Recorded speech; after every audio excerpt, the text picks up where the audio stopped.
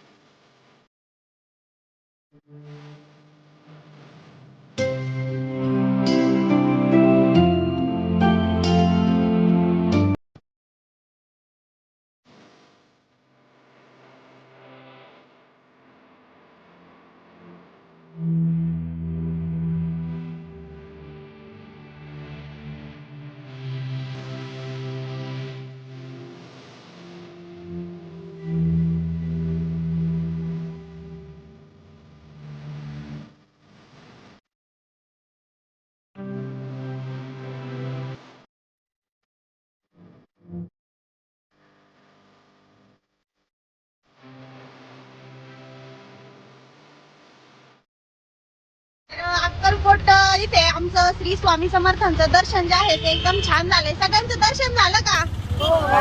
तर आता दर्शन करून आम्ही चाललेलो आहे पुढे। आता किती वाजले? 5:30 वाजेपर्यंत आम्ही दर्शन घेऊन मंदिरातून बाहेर आलोय। तर आता भरपूर वेळ आहे आणि इथून गाणगापूर जवळजवळ 75 ते 100 किलोमीटरच्या आसपास आहे। तर आम्ही आजचा मुक्काम जो आहे तो डायरेक्ट गाणगापूरला करणार आहे, है का नाही? गाणगापूरला जायचं ना डायरेक्ट? हो। तर आता मस्त आम्ही जाणार आहे।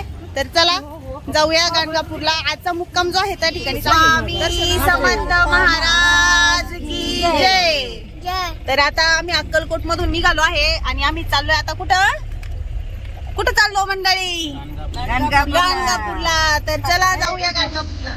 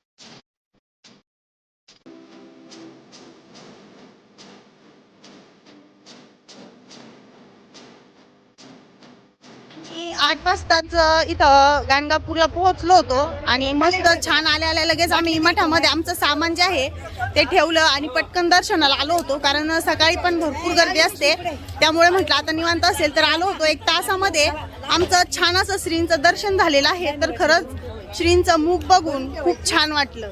ए मंडळी, तुम्हाला कसं वाटलं? दर्शन कसे झाले? मस्त दर्शन झाले, एकदम मस्त दर्शन झाले. आम्ही बारीला लागलो, बारीला एवढी गर्दी पण नव्हती. बघू आता सकाळी जर गर्दी नसेल तर पुन्हा दर्शन घेऊ, पण जर गर्दी असेल तर आम्ही लवकर निघणार आहे. तर चला आजचा लॉग आपण या ठिकाणी थांबूया, पुन्हा भेटूया पुढच्या लॉग मध्ये.